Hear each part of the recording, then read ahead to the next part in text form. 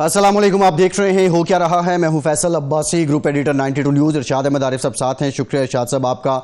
वज़ीर-ए-आज़म पाकिस्तान शहबाज शरीफ ने आज बड़ा ऐलान किया है। पाकिस्तान के अवाम के लिए बिजली में रिलीफ से मुतालिक एक तकरीब के दौरान उन्होंने ऐलान किया है और ये बताया है कि घरेलू सारिफीन के लिए बिजली की कीमत 7 रुपये 41 पैसे फ़ी यूनिट सस्ती कर दी गई है और अब जो औसतन बिजली की कीमत होगी फ़ी यूनिट घरेलू सारिफीन के लिए वो 38 रुपये 37 पैसे होगी, जबकि जो सनती सारिफीन हैं उनके लिए भी 7 रुपये 59 पैसे का रिलीफ दिया गया है फ़ी यूनिट। और अब औसत जो फ़ी यूनिट बिजली की कीमत होगी सनत के लिए वो 40 रुपये 60 पैसे होगी। ये बहुत लॉन्ग अवेटेड एक डिसीजन था जिसका इंतज़ार था पाकिस्तान के अवाम को।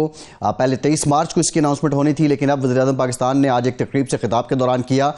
इस ज़िम्न में IMF के साथ मुज़ाकरात भी हुए और फिर IMF का जो रिव्यू है वो फाइनलाइज होने के बाद आज इसका बाज़ाब्ता तौर पर ऐलान किया गया है। जो हुकूमत पाकिस्तान की मुआशी हिकमत अमली है, ये भी वज़ीर-ए-आज़म ने जिक्र किया कि बहुत से लोग, बहुत से टोलों की ख्वाहिश थी कि पाकिस्तान डिफ़ॉल्ट कर जाए, लेकिन पहले हमने पाकिस्तान को डिफ़ॉल्ट से बचाया, फिर मईशत को इस्तेहकाम की जानिब गामज़न किया और अब हम मुआशी तरक्की की जानिब बढ़ रहे हैं। सियासी जो मुखालिफिन हैं वज़ीर-ए-आज़म की जमात के, उन पर वो तनकीद भी करते रहे। इस मौके पर उन्होंने मियाँ नवाज़ शरीफ का जिक्र भी किया और कहा कि ये उनका विजन था, ये उनकी ख्वाहिश थी और उनकी ये तवक्को थी जिस पर हम पूरा उतरे हैं और बिजली आज सस्ती कर रहे हैं। बुनियादी नुक्ता ये है, घरेलू सार्फिन को तो किसी हद तक रिलीफ मिलेगा, लेकिन पाकिस्तान में जो मैन्युफैक्चरिंग है, जो कारोबार है, सनत है, क्या उसका पहिया भी रमा होगा? वो भी डिक्लाइन में से, उसके इंडिकेटर्स भी पॉजिटिव होंगे? क्या रोज़गार के मौके भी बढ़ेंगे? और ये सनत इसको कैसे देख रही है? क्या ये गैर मामूली रिलीफ है, बस रिलीफ है, या इसके कोई ख़ास असरात उन पर नहीं पड़ने हैं? आज के प्रोग्राम में इस पर कुछ डिटेल गुफ्तगू करेंगे। दूसरी जानिब जो आलमी सबसे बड़ी खबर है वो ये है कि अमेरिकी सदर डोनाल्ड ट्रंप ने अपनी टैरिफ पॉलिसी की तलवार चला दी है और तलवार ऐसे चलाई है कि उससे अमेरिका के हरीफ बचे हैं न हलीफ बचे हैं। 100 ममालिक पे उन्होंने जो इंपोर्ट टैरिफ है वो आयद कर दिया है और पाकिस्तान पे भी 29% जो इंपोर्ट टैरिफ है वो आयद किया गया है। अब पाकिस्तान और अमेरिका के बीच जो ट्रेड वॉल्यूम है तकरीबन वो $7 बिलियन के करीब है। पाकिस्तान की एक्सपोर्ट पे क्या असरात पड़ेंगे? क्या पाकिस्तान के लिए मजीद चैलेंजेस हैं या पाकिस्तान का वॉल्यूम देखते हुए पाकिस्तान के लिए इतने गंभीर चैलेंजेस नहीं हैं? दूसरा अहम नुक्ता यह है कि क्या डोनाल्ड ट्रंप ने बतौर प्रेसिडेंट US से ये इक़दामात लिया है, ये एक टिपिकल बिजनेसमैन अप्रोच है और उन्होंने कोई ना कोई बार्गेनिंग का या बातचीत का क्वेश्चन दीगर ममालिक के लिए छोड़ा है? क्या डोनाल्ड ट्रंप की ये पॉलिसी आलमी के साथ बाजारी की तरफ जाएगी या इस पर अमेरिका को रिव्यू करना होगा या अमेरिका को इस पर यू टर्न लेना होगा और ताकि जो दुनिया की जो आलमी मईशत है उस पर कोई दबाव ना आ सके? ये भी बुनियादी सवालात हैं। आज के प्रोग्राम में इस पर भी बात करेंगे। पाकिस्तान तहरीक इंसाफ में क्या चल रहा है, ये बड़ा इंपॉर्टेंट नुक्ता है।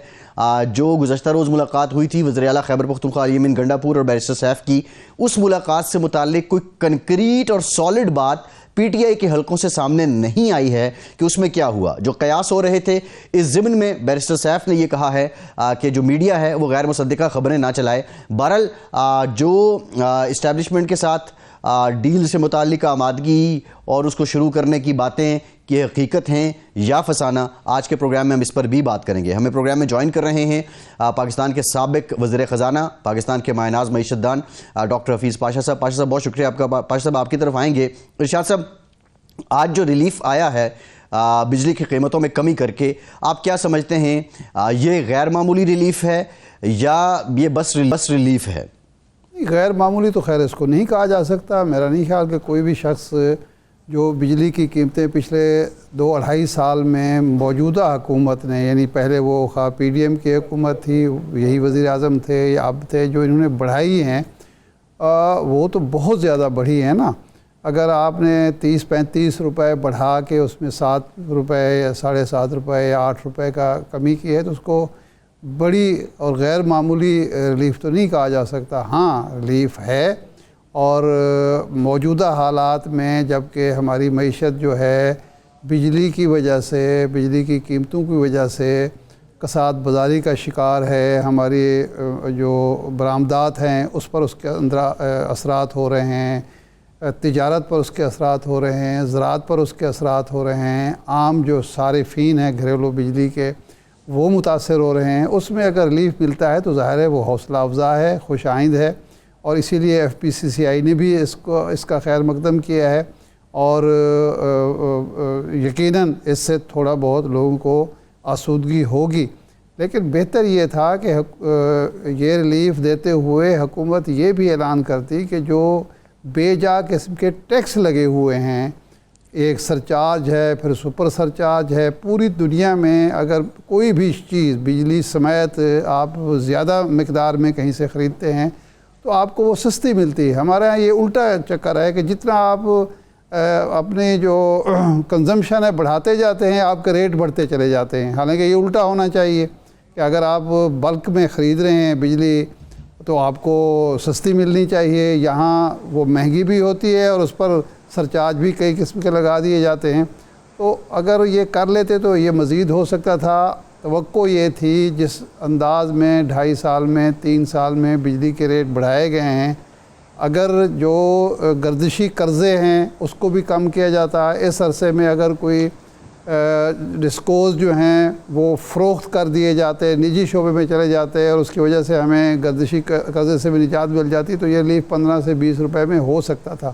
لیکن جو ہے وہ غنیمت ہے، اور دعا یہ کرنی چاہیے، خواہش یہ ہونی چاہیے کہ اس سے ہماری صنعت کا معیشت کا پہیہ چلے، اور اب جو انڈسٹریلسٹ ہیں خاص طور پر ان کا یہ فرض بنتا ہے کہ ان کی ایک ڈیمانڈ تھی کہ جو شرح سود ہے اس کو کم کیا جائے، دوسری تھی بجلی کے ریٹ کم کیے جائیں، وہ دونوں کم ہو گئے ہیں۔ تو اب وہ کم از کم برآمدات بڑھانے پر توجہ دیں، مینوفیکچرنگ کو بڑھائیں، اور اپنی جو کارخانے ہیں وہ فل سپیڈ چلا کے روزگار بھی فراہم کریں، لوگوں کو سستی اشیاء بھی فراہم کریں اور برآمدات میں بھی اضافہ کریں۔ لیکن اس کے بارے میں میرا خیال ہے ڈاکٹر حفیظ پاشا صاحب ہماری بہتر رہنمائی کر سکتے ہیں کہ وہ اس اقدام کو کس انداز میں دیکھتے ہیں اور اس سے ہماری معیشت پر مجموعی طور پر کیا اثرات مرتب ہوں گے۔ ڈاکٹر صاحب۔ بسم اللہ الرحمن الرحیم۔ میرے خیال سے آپ نے ایک مناسب سمری پیش کی ہے۔ جو قیمتوں میں کمی کی گئی، خاص طور پہ آپ یہ دیکھیے کہ تقریباً 7.5 روپے فی کلو واٹ آور کی کمی کی گئی ہے۔ یہ میں سمجھتا ہوں کہ حالات کو دیکھتے ہوئے یہ ایک اچھا پازیٹیو سٹیپ ہے۔ اور اگر آپ اس کو کمپیئر کریں جو قیمتیں ہیں ہماری انڈسٹری میں یا ہمارے مڈل کلاس کنزیومرز میں، ڈومیسٹک کنزیومرز میں، تو یہ 10 سے 15% کمی تو ہے۔ اور میں یہ سمجھتا ہوں کہ ان حالات میں یہ بہت مناسب تھا، اور ہمیں حکومت کا شکریہ ادا کرنا چاہیے کہ انہوں نے ان مشکل حالات میں کوشش کر کے IMPPs کے ساتھ نیگوسیشن نیا کیا، اور اب جو اقدامات رہ گئے ہیں جس پہ IMF کا بھی زور ہے کہ آپ جو چوری ہے اس کو کم کرنے کی کوشش کریں۔ کچھ ایریاز میں تو یہ چوری کا بھاؤ یا چوری کا لیول جو ہے وہ تقریباً 15 سے 20% تک چلے جاتا ہے۔ دوسری طرف ڈسکوز کی ایفیشنسی بڑھائیں، اگر پرائیویٹائزیشن ہو سکتا ہے تو ٹھیک ہے، جس طرح ہم نے KESC کو کیا تھا بہت دن پہلے۔ مگر سوال یہ پیدا ہوتا ہے کہ ابھی بھی پاکستان کا جو بجلی کا ریٹ ہے وہ ہندوستان اور بنگلہ دیش سے تقریباً اب 60 سے 70% زیادہ ہے۔ اور ان حالات میں جب دنیا میں ایک جنگ چھڑی ہوئی ہے آپ کے امپورٹ ٹیرفز کی، تو اس وقت کمپیٹیٹیونیس بہت بہت زیادہ ہمیں ضرورت ہے کہ ہم کمپیٹ کر پائیں۔ تو اس لیے یہ بھی سوچنا ہے کہ یہ جو ٹریڈ وار شروع ہوئی ہے اس میں ہمیں کیا کرنا ہے۔ اچھا ڈاکٹر صاحب، یہ جو اب کمی ہوئی ہے اس سے ظاہر بات ہے کہ ہماری پیداواری لاگت تو کم ہوگی۔ اب جو ایشو ہے ہمارا ایکسپورٹ کا، کیا ہم بھارت، بنگلہ دیش، تائیوان، ویتنام، ترکیہ، یہ ہمارے کمپیٹیٹر ہیں بنگلہ دیش، یہ ان کے مقابلے میں ہم اب مارکیٹ میں اپنی مصنوعات بیچ سکتے ہیں یا ابھی بھی ہم اس کمپٹیشن میں نہیں ہیں؟ دیکھیے ماشاءاللہ پاکستان کا سب سے بڑا ایکسپورٹ مارکیٹ، برآمدات کا جو مارکیٹ ہے وہ USA ہے، امریکہ ہی ہے۔ اور امریکہ میں اس وقت ہمارے جو برآمدات ہیں وہ تقریباً $5.5 ارب کے لگ بھگ ہیں۔ اور جو سب سے اچھی بات ہے کہ ہمارا اگر کسی ملک کے ساتھ ایک بہت بڑا سرپلس ہے تو وہ امریکہ کے ساتھ ہے. ٹھیک ہے. امریکہ کو ہم ایکسپورٹ کرتے ہیں تقریباً $5.5 ارب اور درآمدات جو کرتے ہیں وہ $2 ارب سے کم. تو یہ بہت سگنیفیکنٹ سرپلس ہے $3.5 ارب کا.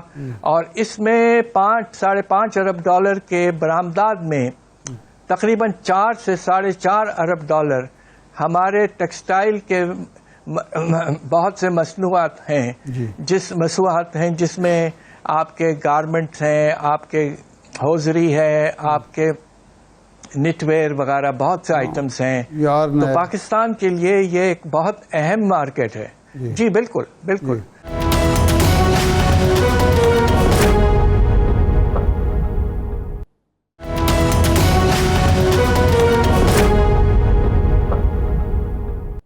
سوال یہ پیدا ہوتا ہے کہ پاکستان کس طرح اپنی پوزیشن کو مستحکم رکھے گا. اس سلسلے میں ہمیں ایکسپورٹ پالیسی کے بارے میں بالکل نئے انداز میں سوچنا پڑے گا. کچھ دنوں سے تو ہم نے ایکسپورٹ کے ساتھ کافی حد تک ایک لحاظ سے زیادتی کی کہ اس سال کے بجٹ میں پورا ٹیکس کا نظام ان پر ڈال دیا، جبکہ پہلے یہ صرف 1% ہوتا تھا ایکسپورٹس کا. دوسری طرف ہم نے انٹرسٹ ریٹس جو کنسیشنری ہوتے تھے وہ ختم کر دیے اور ایکسپورٹ بینک کی طرف لے جا رہے ہیں. تیسری طرف جو سیلز ٹیکس میں ریبیٹس وغیرہ تھے وہ بھی کم دینا شروع کر دیا. اب واضح طور پر اگر ہمیں اپنے برآمدات کو بچانا ہے امریکہ میں اور ہو سکتا ہے آنے والے دنوں میں کچھ بڑھانا ہے تو ایکسپورٹس کو بھی جو ہم دیتے رہیں، جو بھی سپورٹ ہم دیتے رہیں اسے واپس لائیں اور ایکسپورٹس کو پروموٹ کریں. یہ بہت ضروری ہے. ورنہ آپ یہ دیکھیے کہ ہم پر جو 29% لگا ہے ہندوستان پہ کم لگا ہے. 26 ہے ان کا 26 ہے. ڈاکٹر صاحب یہ بتائیے اگر ہم پروپورشن کی بات کریں جو پاکستان امریکن ایکسپورٹ میں امپورٹ ٹیرف وصول کرتا ہے وہ 58% ہے. اب جو انہوں نے امپوز کیا امریکہ نے وہ 29% ہے. یہ اپروچ امریکہ کی کیا لگ رہی ہے؟ کیا امریکہ نے کوئی بات چیت کا کشن چھوڑا ہے، کوئی بارگیننگ کا کوئی راستہ ہموار کیا ہے، یا یہ آپ سمجھتے ہیں کہ ریجڈ ہی رہے گا ٹرمپ اس پہ اور وہ انہی معاملات کے ساتھ چلیں گے؟ بات دراصل یہ ہے کہ دنیا میں تقریباً سارے ملکوں کے ساتھ علاوہ یو کے وغیرہ ایکسیپشنز تقریباً ہر ملک پہ یہ ٹیرف لگا دیے گئے ہیں. میرا اپنا اندازہ یہ ہے کہ اب کچھ عرصہ دیکھا جائے گا کہ اس کے اثرات دیکھیے خطرناک امریکہ کے لیے بھی ہو سکتے ہیں. اور وہ اس لحاظ سے کہ جب آپ کسی برآمدات پر یا درآمدات پر ٹیکسز لگاتے ہیں، خاص طور پہ درآمدات پہ، تو ہوتا یہ کہ اندرونی قیمتیں بڑھ جاتی ہیں. تو امریکہ میں خطرہ یہ ہے کہ افراط زر میں اضافہ ہو جائے گا اور لوگ پھر بہت پریشان ہو جائیں گے. تو ہو سکتا ہے کہ کافی ملکوں کے ساتھ امریکہ پھر سے بات چیت شروع کرے. میرا اپنا خیال یہ کہ امریکہ کا پرائمری ٹارگٹ ایک ملک ہے، سب سے بڑا ملک ایکسپورٹر ٹو امریکہ، اور وہ تو آپ جانتے ہیں وہ کون ہے، وہ چائنا ہے. امریکہ کا رجحان بہت سخت چائنا کی طرف ہوگا اور چائنا جن ملکوں میں اپنی فیکٹریاں لگائی ہیں لائک ویتنام وغیرہ ان پر بھی امریکہ کا زور زیادہ ہوگا اور انشاءاللہ ساؤتھ ایشیا وغیرہ پر اتنا زور ہونا نہیں چاہیے. اب دیکھیے کیا ہوتا ہے آنے والے ہفتوں میں. ڈاکٹر صاحب یہ فرمائیں کہ یہ جو پرائمری اور پرنسپل آبجیکٹ جو بیان کیا ہے وہ یہ ہے کہ جی ہم چاہتے ہیں کہ اب سرمایہ کاری کا رخ امریکہ کی طرف ہو، ہماری اپنی صنعت فروغ پائے بجائے اس کے کہ ہمارے سرمایہ کار دوسرے ممالک میں جائیں. تو کیا یہ آبجیکٹ اچیو کر سکتے ہیں ٹرمپ ان اقدامات سے؟ کیا واقعی سرمایہ کار یورپ، چائنا، دوسرے ممالک جو ہیں اب امریکہ میں سرمایہ کاری کریں گے؟ دیکھیں سوال یہ پیدا ہوتا ہے کہ امریکہ میں مینوفیکچرنگ سیکٹر جو ہے آپ کا جو صنعتی شعبہ ہے اس میں بہت کمی آئی ہے. امریکہ جسے کہتے ہیں مووڈ آن انفارمیشن ٹیکنالوجی اور جو فرنٹیئر ہے ٹیکنالوجی کا اس کی طرف امریکہ جا چکا تھا. اب گاڑیوں کے بھی پروڈکشن بہت کم ہو چکی تھی امریکہ میں، زیادہ جاپان، کوریا وغیرہ میں. اب سوال یہ پیدا ہوتا ہے کہ کیا انڈسٹری واپس جائے گی امریکہ؟ یہ اس پہ منحصر ہے کہ امریکہ میں جو اس وقت لوگوں کی تنخواہیں ہیں، ویجز ہیں، وہ کس حد تک زیادہ ہیں کمپیئر ٹو ادر کنٹریز. اگر اس وقت امریکہ میں ویجز 2 یا 3 گنا ہیں دوسرے ممالک کے کمپیریزن میں، لائک ویتنام وغیرہ یا چائنا، تو پھر مشکل ہے کہ لوگ وہاں شفٹ کریں گے، اس لیے کہ کمپیریٹیو ایڈوانٹیج تو اسی وقت ہوتا ہے جب لیبر کاسٹ کم ہوتا ہے. تو خطرہ یہ موجود ہے کہ یقیناً امریکہ میں افراط زر میں اضافہ ہوگا، مگر اب یہ دیکھنا ہے کہ آنے والے مہینے اور سالوں میں کیا امریکہ میں واپس انڈسٹری جاتی ہے. اس کے امکانات وتھ آل ڈیو ریسپیکٹس مجھے اتنے زیادہ نہیں لگتے ہیں. اچھا ڈاکٹر صاحب، ہم اپنے ملک کی طرف آ جاتے ہیں. یہ جو 29% ٹیرف ہے اور $5.5 ارب کی ہماری جو ایکسپورٹ ہے، ہماری صنعت پر کیا اثرات ہوں گے، تجارت پر کیا اثرات ہوں گے، زراعت پر کیا ہوں گے، ایکسپورٹ جو ہے کتنی متاثر ہو سکتی ہے ممکنہ طور پر، اور کیا ہم ایک تو یہ اس کا منفی ہے، دوسرا اس کا مثبت رخ بھی ہے کہ تائیوان پر زیادہ لگا ہے، ویتنام پر زیادہ لگا ہے، بنگلہ دیش پر زیادہ لگا ہے. کیا ہم ان کی جگہ لے سکتے ہیں اپنی مصنوعات؟ جس طرح کرونا کے دنوں میں ہمیں کچھ فائدہ ہو گیا تھا انڈسٹری کھلی رہنے کی وجہ سے، تو کیا ہم فائدہ اٹھا سکتے ہیں کہ یہ ممالک ہمیں متاثر کر رہے تھے، ہم ان کی جگہ لے سکیں عالمی مارکیٹ میں، امریکہ میں خاص طور پر؟ دیکھیے، یہ اس پہ منحصر ہے کہ ہم اپنے برآمدات کو کس طرح پروموٹ کرتے ہیں. اچھا، اب وقت آ گیا اس لیے کہ دیکھیے امریکہ ہمارا سب سے بڑا مارکیٹ ہے. انڈیویجول ملکوں میں دیکھیے، چائنا کے ساتھ ہمارا ایک فری ٹریڈ اگریمنٹ ہے، بٹ چائنا ہمیں 7 گنا برآمدات کرتا ہے جتنا ہم انہیں برآمدات کرتے ہیں. ٹھیک. البتہ امریکہ کو ہم 3 گنا ایکسپورٹ کرتے ہیں جتنا ہم ان سے امپورٹ کرتے ہیں. تو America has been a very positive market for Pakistan, اور $3.5 ارب کا سرپلس بہت ہیلپ کرتا ہے کرنٹ اکاؤنٹ سرپلس حاصل کرنے میں. تو اب اس لیے پاکستان کو یو ایس مارکیٹ کی اہمیت کو واضح طور پر قائم رکھنا ہے، اور انسینٹیوز میں تو یہ سجیسٹ کروں گا کہ فوراً آپ ایکسپورٹ پروموشن پالیسی پہ ایک ہائی پاور ڈسکشن شروع کریں، اور خاص طور پہ یو ایس مارکیٹ میں پینیٹریشن کو کس طرح ہم قائم اور بڑھا سکیں اس پہ غور فرمائیں. ہو سکتا ہے کہ کچھ پاکستان کو جو فرق ہے امپورٹ ٹیرفس میں، جس طرح آپ نے ذکر کیا کہ بنگلہ دیش میں کچھ کم کیا گیا ہے بنگلہ دیش کے ایکسپورٹس پر، تو یہ فرق ہم روپے کی قدر میں کچھ کمی کر کے ہٹا سکتے ہیں.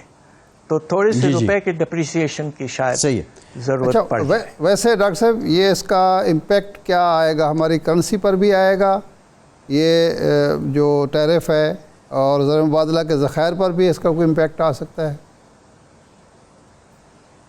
جی یقیناً. دیکھیے، اگر آپ کے ایکسپورٹ $1 ارب بھی کم ہو جائیں امریکہ کو، تقریباً 15 سے 16%، تو اس کے نتیجے میں آپ کے جو سرپلس ہے کرنٹ اکاؤنٹ کا، وہ اس وقت مشکل سے $1-1.5 ارب ہے، وہ ختم ہو جائے گا، اور پھر پریشر شروع ہو جائے گا ہمارے ریزروز پر. جی. اس لیے پاکستان کی پوزیشن اس وقت بہت ہی نازک ہے، اور ہمیں پوری کوشش کرنی ہے کہ سب سے اچھا مارکیٹ جو ہے اس وقت پاکستان میں، جس میں ہمارے پاس 2/3 سرپلس ہے، وہ مارکیٹ کو ہم قائم رکھیں، اور پوری طور پر کوشش جاری رکھیں کہ ہم اپنے برآمدات کو انسینٹیوز دے کر اور بڑھائیں گے. نہیں، لیکن اگر ہم برآمدات کو ڈاکٹر صاحب، نئی منڈیوں کی بات ہوتی ہے، پہلے بھی ہوتی رہی ہے، آپ کے دور میں بھی ہوتی تھی. کیا ریزن ہے کہ ہم نئی منڈیوں کی جانب جا نہیں سکے؟ اس میں کوئی سفارتی فلاز ہیں، یا ہماری جو پروڈکٹس ہیں یا گڈز ہیں ان میں کوئی اتنی انوویشن نہیں ہے، جو ابھی ٹائم چل رہا ہے اس کے اکارڈنگ نہیں ہے، کوالٹی کے ایشوز ہیں؟ رکاوٹ کہاں بنتی ہے نئی منڈی تلاش کرنے میں؟ رکاوٹ اس بات پہ ہے کہ پاکستان کے جو پروڈکشن کیپیسٹی ہے سپلائی سائڈ پہ بھی بہت مسائل ہیں. ہمارے یہاں صنعتی پیداوار میں انویسٹمنٹ نہ ہونے کے برابر ہو چکا ہے, تو ایکسپورٹس میں کہاں ہوگا. دوسری طرف آپ یہ دیکھیے کہ پاکستان جو ہے وہ مختلف ایگریمنٹس کے تحت کام کرتا رہا ہے. ہمارا ساؤتھ ایشین RCD کنٹریز کے ساتھ اگریمنٹ ہے, مگر ہمارے ایکسپورٹس بہت کم ہیں. ہندوستان کے ساتھ تو ہم نے اپنے ایکسپورٹ ختم کر دیے. دوسری طرف باقی ملکوں کے ساتھ بہت کم ہے, اس لیے کہ یہ سب اکانومیز ملتے جلتے ہیں, تو کمپیریٹیو ایڈوانٹیج میں کوئی فرق نہیں ہے. البتہ جہاں کامیابی کچھ حد تک ہوئی ہے, ایک تو میں نے US کا ذکر کیا, دوسری طرف یورپین یونین نے پاکستان کو ایک بہت اچھا انسینٹو دیا جس کا نام ہے GSP+. اور آپ کو تو سن کے خوشی ہوگی کہ پاکستان کے ایکسپورٹ کا ایک نمایاں بہت بڑا حصہ یورپین کنٹریز کو جاتا ہے. وہاں ہمیں اپنے ایکسپورٹس کو اور بڑھانا ہے.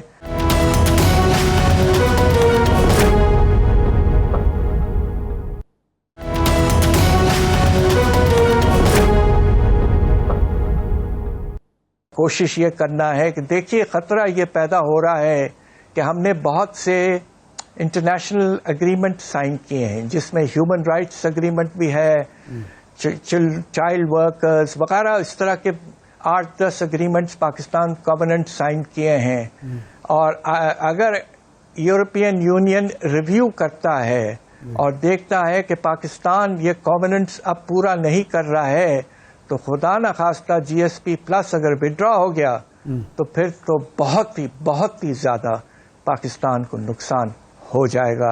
ایکسپورٹس 8 سے 10 ارب ڈالر کم ہو جائیں گے, اور یہ بہت پریشان کن بات ہے. اچھا ڈاکٹر صاحب, ایک بہت اہم شعبہ IT کا ہے, اور پاکستان میں جو انفلوئنسر کام کرتے ہیں وہ امریکہ ہی زیادہ تر جو لوگ ہیں امریکن ہی یہاں سے کام کرواتے ہیں. کیا اس کے اثرات ہمارے IT پر بھی مرتب ہوں گے, اور IT کے حوالے سے ہم جو 10 ارب ڈالر کی بات کرتے ہیں, کیا ہم پھر اچیو کر پائیں گے وہ اہداف؟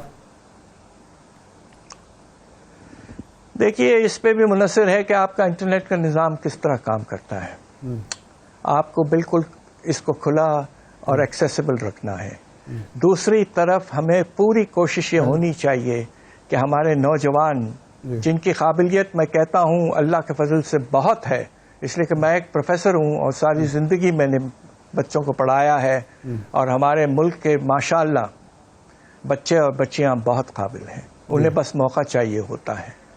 انشاءاللہ اگر آپ نے ایکسپینڈ کیا ٹریننگ فیسلٹیز اور آپ نے کوشش کیا کہ IT سیکٹر کو ڈیولپ کرنے کے لیے, حالانکہ ہم ذرا لیٹ انٹرنٹس ہیں, ہندوستان 300 ارب ڈالر کی ایکسپورٹ کرتا ہے IT کا, ہم مشکل سے 3 ارب ڈالر تک پہنچے ہیں, مگر گنجائش ضرور موجود ہے, اور ہمیں اپنے یوتھ کو بالکل پروموٹ کرنا چاہیے کہ وہ IT کے نظام میں جائیں اور کوشش کریں کہ IT کی ارننگز پاکستان میں نمایاں طور پر انشاءاللہ اضافہ ہوتا ہے. جی ٹھیک. ڈاکٹر صاحب بہت شکریہ. ہمیں جوائن کیا ہے پاکستان تحریک انصاف کے سینئر رہنما شوکت یوسفزئی صاحب نے. یوسفزئی صاحب بہت شکریہ آپ کے وقت کا. آج وزیر اعظم پاکستان نے خود اعلان کیا حکومت کی طرف سے گھریلو صارفین کو 7 روپے 41 پیسے اور صنعت کو 7 روپے 59 پیسے فی یونٹ بجلی سستی کی گئی ہے. کیا آپ حکومت کی اس کاوش کو اپریشیٹ کرتے ہیں؟ بسم اللہ الرحمن الرحیم. بہت شکریہ. دیکھیے 1 روپے کا فائدہ بھی ہو عوام کو تو اچھی بات ہے, لیکن بدقسمتی ہے کہ آپ نے تو بجلی کی نرخیں پہلے اتنی بڑھا دی, کئی گنا اضافہ کر دیا. اب تاکہ آپ 7 روپے کم کر کے, مطلب بہت سارا کم ہو سکتا ہے,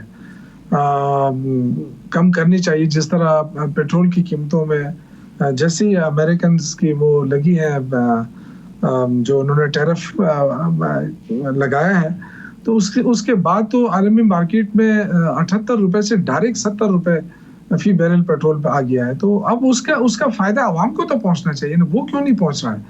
اسی طرح جس وقت डॉलर से ऊपर वो था, टैरिफ था, वो था फी बैरल था, वही कीमत आज भी चल रही है। तो आवाम को तो फायदा देना चाहिए हुकूमत को जहाँ दे सकती है।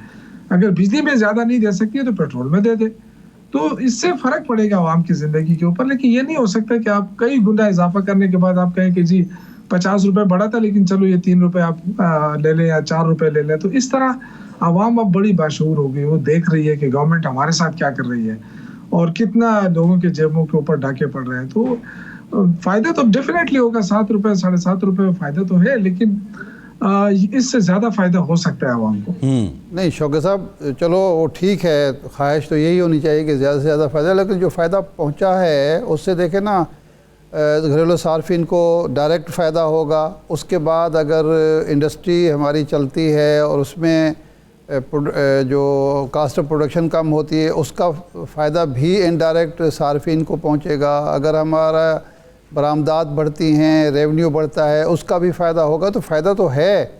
हाँ, ये ख्वाहिश की जा सकती है, ख्वाहिश तो ये भी की जा सकती है कि बिजली हमारा जो है वो वही 5 रुपये यूनिट पे वापस आ जाए। नहीं इरशाद साहब, देखिए सिर्फ ये नहीं होता है कि आप बिजली की कीमतों में कम कर दें या पेट्रोल की कीमतों में कमी से आवाम के ऊपर बहुत ज़्यादा असर पड़ता है। होता क्या है कि जब बिजली की कीमत बढ़ती है या पेट्रोल की कीमत बढ़ती है, तेल की, उससे ये होता है कि किरायों में इजाफा हो जाता है, फौरन चीज़ें महंगी हो जाती हैं। लेकिन जब इन चीज़ों की कीमतों में कमी आती है, जैसे पेट्रोल सस्ता होता है या, तो हमने नहीं देखा है कि किरायों में कमी आ जाए। वही किराया होता है जो पेशावर से लाहौर पे जो बस लेती है या इस्लामाबाद के लिए लेती है, उसके बाद हमने नहीं देखा कि उसके किराए में कमी आ जाए। तो ये जो बहुत बड़ा नुकसान होता है, तो एक मत में तो आप फायदा देती हैं आवाम को, लेकिन उसके बाद आप आवाम का पूछते नहीं है कि इससे जो जो चीजें महंगी हो गई थी वो वापस कैसे हो जाए वहां पे। तो आप वन गो में तो लोगों को नुकसान पहुंचा देते हैं बहुत सारा। एक चीज अगर आप रिलीफ देते हैं तो उससे आप भी सफर करते होंगे, आपको भी पता होगा, चीजें आप भी खरीद रहे होंगे। तो एक दफा पेट्रोल या तेल महंगा हो जाता है तो वो कहते हैं जी क्या करें, तेल महंगा है तो किराया उतना हो जाता है। फिर उसके साथ साथ चीजें जो ट्रांसपोर्टेशन होती है, आप देखें एक एक चीज महंगी हो जाती है।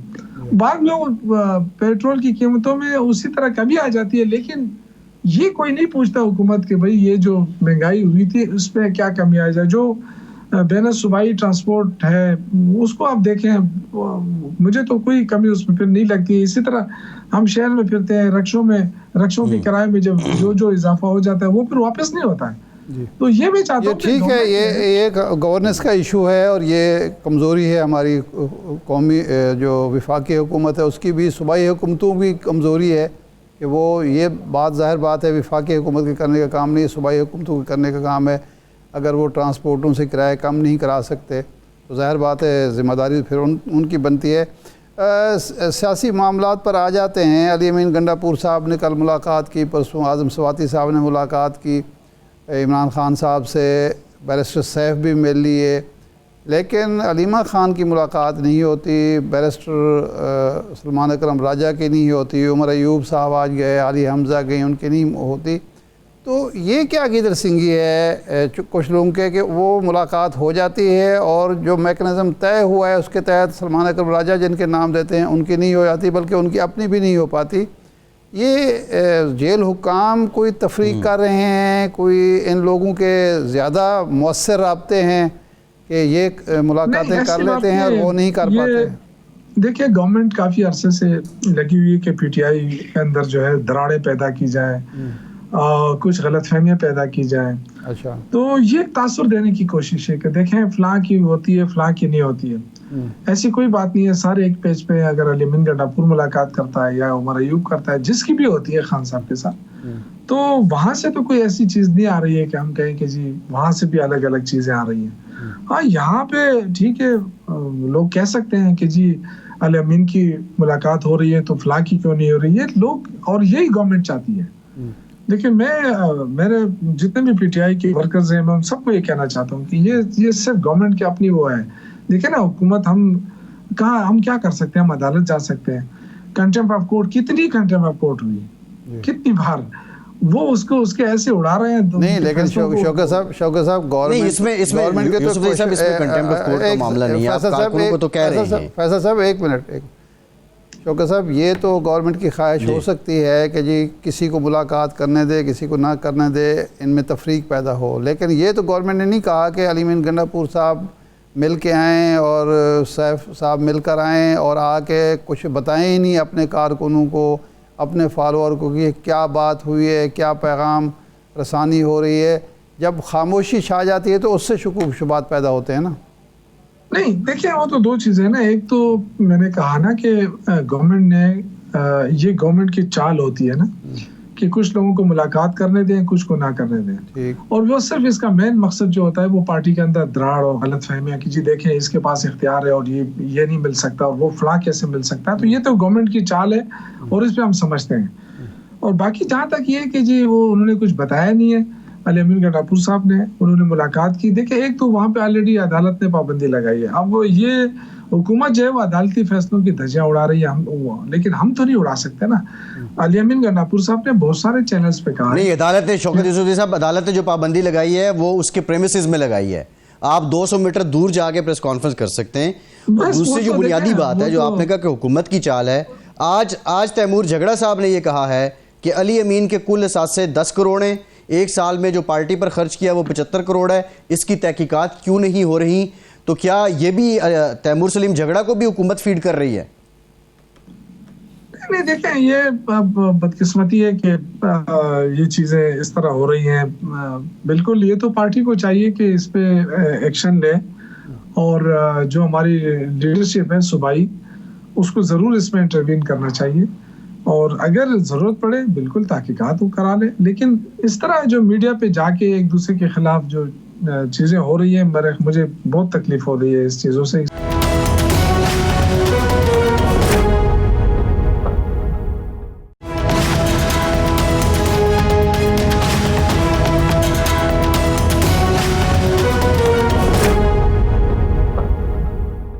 میں پارٹی کا ایک پرانا ورکر ہوں، چھوٹا سا ورکر، اس لیے تو کوئی بات ہی نہیں سنتا ہے، لیکن میں نے اس دن بھی جا کے میں ملا ہوں جنید اکبر سے ان کے اس کے راج گاہ پہ، اور میں نے ان سے یہ ریکویسٹ کی ہے کہ پارٹی کو متحد کیا جائے، اور اس میں اگر آپ سمجھتے ہیں کہ کوئی اختلافات ہیں کسی کے ساتھ یا کوئی وہ ہو رہا ہے تو ہم اپنے چھوٹی سی اس میں اپنی خدمات دینے کے لیے تیار ہیں۔ نہیں، کیا وزیر اعلیٰ کے خلاف تحقیقات ہونی چاہیے؟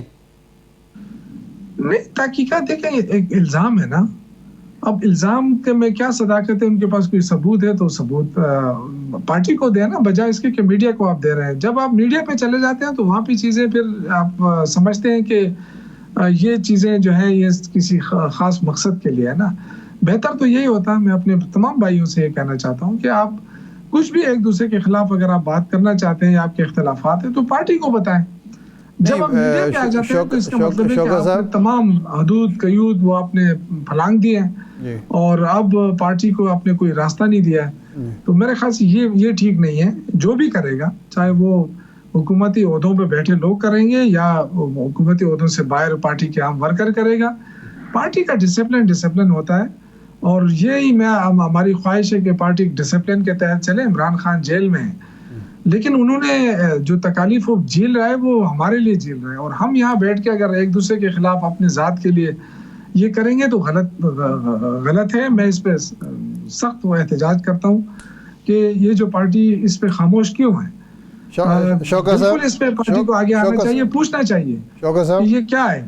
شوکت صاحب، یہ تو تیمور جھگڑا صاحب نے جو بات کی ہے، اس سے پہلے ہوا یہ کہ خبریں آئیں کہ عمران خان صاحب نے کہا ہے کہ اس کو وفاقی صوبائی کابینہ میں لیں کسی حیثیت سے بھی جھگڑا صاحب کو، لیکن بجائے اس کو صوبائی کابینہ میں لینے کے ان کے خلاف تحقیقات شروع کر دی گئیں۔ جو احتسابی کمیٹی آپ کی بنی ہوئی ہے اس نے تحقیقات شروع کر دی کہ یہ 2 ارب کے گھپلے کر چکے ہیں۔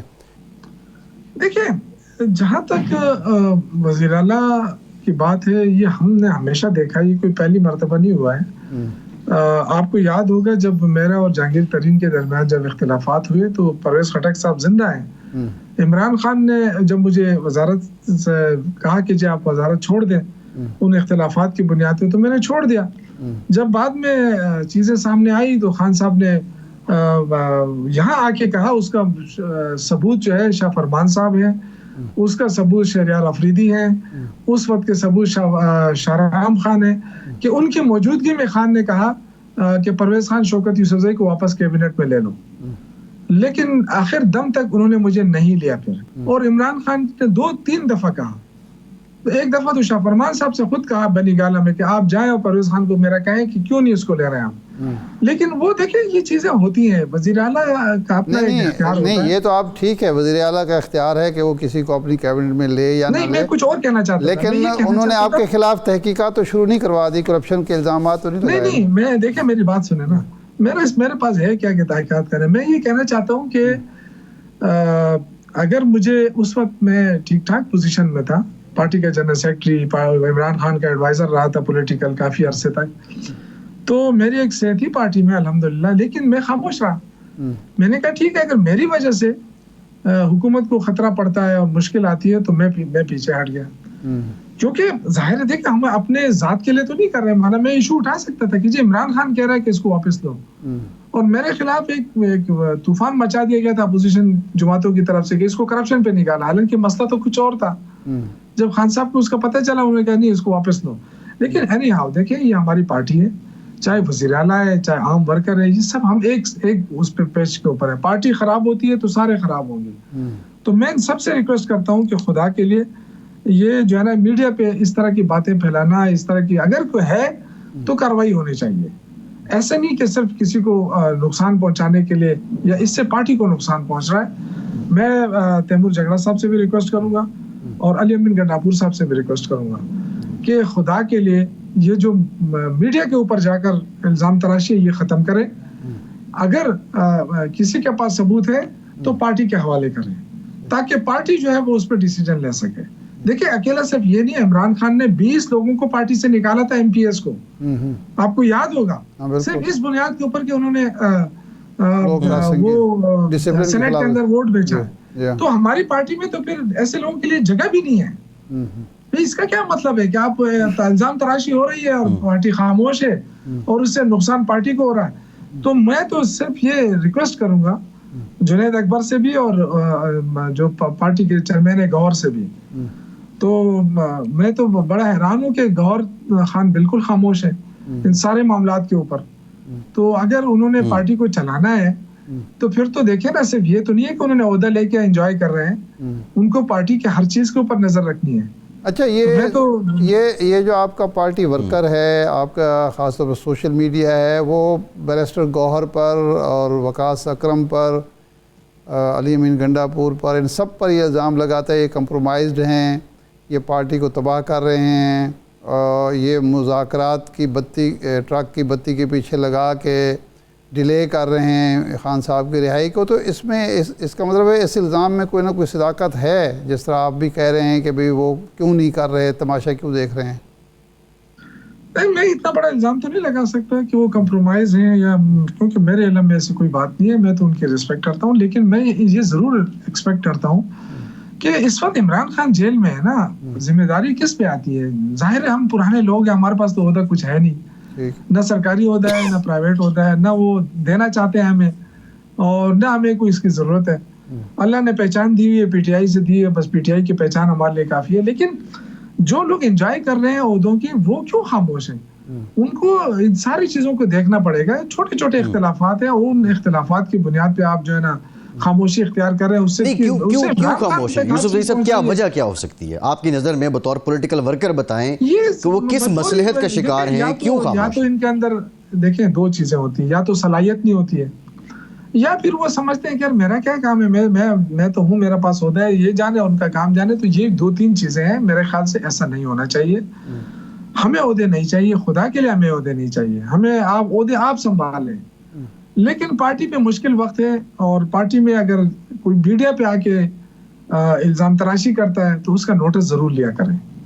کوئی بھی ہو، کوئی بھی پارٹی سے بڑا کوئی بھی. جی ٹھیک ہے، ٹھیک ہے. مجھے تو یہاں تک بہت شکریہ شوکت یوسفزئی صاحب، بہت شکریہ آپ کے وقت. شاہ صاحب بہت شکریہ آپ کا. آج کے پروگرام سے اتنی اجازت دیجیے.